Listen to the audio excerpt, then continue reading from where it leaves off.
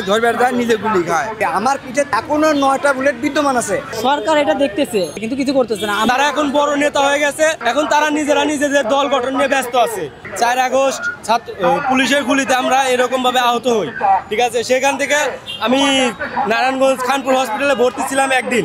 সেখান থেকে নিউজ আসছে যে খানপুর হসপিটাল থেকে যারা আহত তাদেরকে নাকি পুলিশে ধরে নিয়ে যাচ্ছে।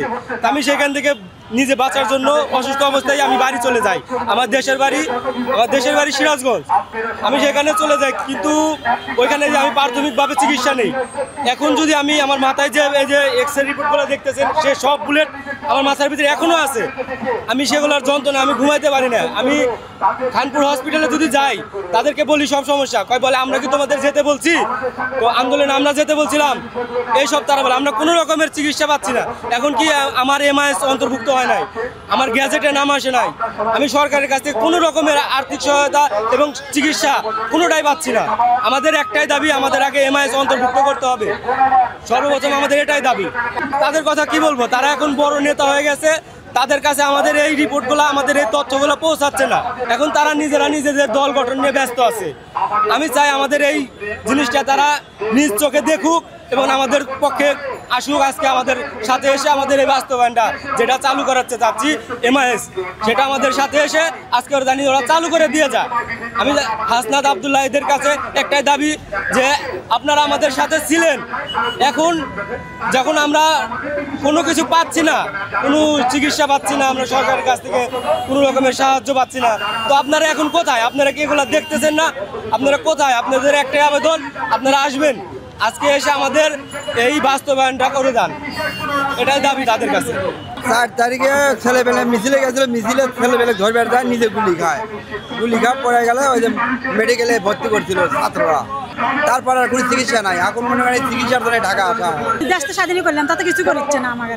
আজকে আমরা একা বলতে আমরা এই মুহূর্তে বৈষম্যের শিকার হয়েছি, এটাই বলতে হয় আমাদেরকে। তার কারণ আমরা প্রথম সারিতে আন্দোলন করার ফলেও আজকে সকল রকমের ডকুমেন্টস, অরিজিনাল ডকুমেন্টস থাকার কারণেও যে আমরা এতটা পিছিয়ে পড়লাম। এতে মানে আমাদের দিকে অন্তত তাদের চোখ দেওয়া মানে দৃষ্টি দেওয়া উচিত ছিল, আমাদের খোঁজখবর নেওয়া উচিত ছিল, কিন্তু তারা কি করছে আমাদের কোনো খোঁজখবর নেয়নি। আমার পিঠে, আমি আমার কথাই বলি, আমার পিঠে 24টা ছড়া বুলেট লাগার ফলে এখনও 9টা বুলেট বিদ্যমান আছে। আমি তো সঠিক চিকিৎসাই পাইনি। আমি যে ট্রিটমেন্ট করব, আমি তো এখন পরিবারের বোঝা হয়ে গেছি না। আমি আমার পরিবার থেকে আমাকে বিদেশ দিয়ে পাঠানোর ব্যবস্থা করতেছে, কিন্তু আমি 2বার মেডিকেল করার পরেও রিজেক্ট দেখাইছে। তার মানে আমি পরিবারের কাছে একটা বোঝা হয়ে গেছি, রাষ্ট্রীয়ভাবেও বোঝা হয়ে গেছি। রাষ্ট্রের কাছে এখন আমি আসতেছি, তো রাষ্ট্র আমাকে অন্য একটা তোকমা লাগা দিচ্ছে, বলতেছে কি যে আমরা ভুয়া। আমরা আমাদের ডকুমেন্টটা দেখুক, এই যে আমার ডকুমেন্ট এটা একটু দেখুক যে এটা কি ভুয়া হতে পারে। এছাড়া আমার যে সরকারি হাসপাতালের যে চিকিৎসাপত্র আছে সেটাও কি ভুয়া।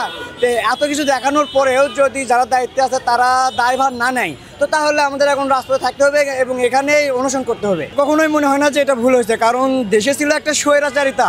তা আমি মানে অধিকার পাবো কি পাবো না এটা পরের ব্যাপারে, এখন বলতেছি কারণ দেশে যে শয়তান ছিল, শয়তান যে বিতাড়িত হয়েছে তাতেই আমি অনেক খুশি। সরকার এটা দেখতেছে, সবই দেখতেছে, কিন্তু কিছু করতেছে না। আমরা আজ 10 মাস হয়ে গেল আমাদের এই আন্দোলনে।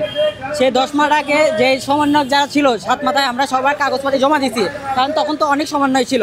এখন আমরা বুঝতে পারি না যে কাকে দিব। আমরা যাকে দিছি বললো যে হ্যাঁ ভাই কাজ হবে, তারপরে 1 সপ্তাহ পরে শুনি যে হবে না, মানে কাজ করতেছে না। পরে আমরা বললাম এখানে করি, এখানে আমরা মন্ত্রণালয়ে দিয়ে গেছি, একবার 5 জন এসে কাগজপত্র দিয়ে গেছি, বলছে আমরা দেখতেছি। দেখতে দেখতে এখনো 2 মাস হয়ে গেছে, তাও দেখলো না। তারপরে আমরা সিভিল সার্জন অফিসে কাগজপত্র জমা দিতে বলছে, সেটাও আমরা দিছি, কিন্তু আমাদের নিয়ে কোনো কাজ হইতেছে না। তো লাস্ট পর্যন্ত বললো যে 31 তারিখ পর্যন্ত আগামী লাস্ট ডেট, এমআইএস এর লাস্ট ডেট, এই 31 তারিখের মধ্যেই করে দিবে, কিন্তু তাদের কোনো খোঁজ নাই। 31 তারিখ আগের পরে যদি আপনার দিয়ে দেয়, ভোট দিয়ে দেয়, তখন তো আমাদের এগুলা কোনো খোঁজ খবর থাকবে না।